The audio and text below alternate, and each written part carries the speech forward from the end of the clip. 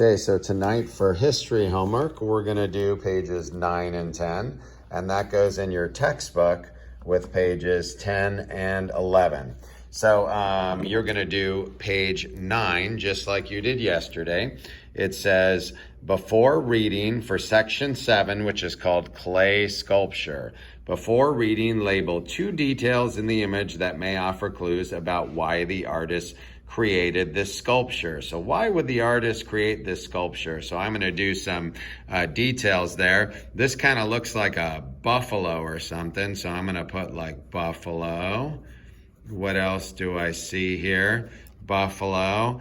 And then I see like down here, there is a, there are some hair lines or whatever. I'm going to write hair. Okay. And then write a hypothesis why you think the artist created the sculpture. Okay, maybe to honor buffalo, something like that.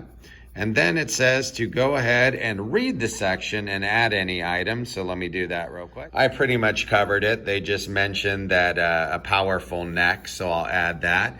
And just like yesterday, I'll do this one and then you will do the bottom one. Powerful neck. Okay, and then why do social scientists think this sculpture was created? So when you read it, it says here, scientists have 2 main ideas about maybe why. One was that the sculpture was meant to show that the cave belonged to a certain clan. So maybe it was like the Buffalo clan or group. And then another was maybe that it was an important ceremony. So you can write either of those. So I simply wrote the cave belonged to a certain clan. So you're going to do the same thing for section 8, which is called cave art tools. So on section 8, just label what you see, write an idea for what a hypothesis before you read, an explanation of what you think these were used for, and then label any other important items from the image if they mention anything you didn't get, and then what do they think the tools were used for, and all that is at the bottom. Okay. So the last page, page 10, is supposed to be review of everything, but in this case they say processing. Social scientists learn about the past by asking questions. You can be a history detective too. What is something that you wonder about the past? You might wonder why an event happened or how something got to be the way it is.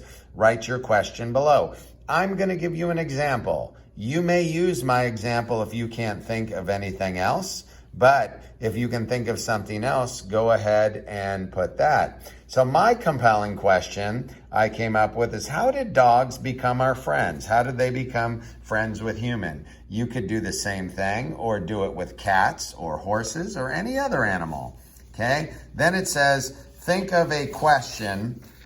Think of a question that you could ask an archaeologist, a historian, and a geographer, and sources of information besides them. So if I could talk to an archaeologist, someone who digs and studies artifacts, I might ask that archaeologist, when were dog fossils discovered? And I already see a spelling mistake, right? You got to read your own writing. Come on, Mr. Coleman.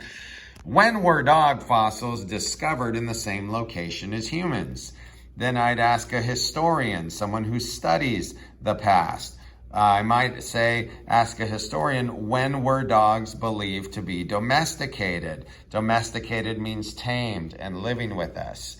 Okay, so I'm asking for fossil discoveries here. I'm asking for someone who studied the past when they were believed to become our friends. A geographer is someone who makes and studies maps. So I would ask a geographer, where did early dogs live? What areas of the world were the early dogs found in?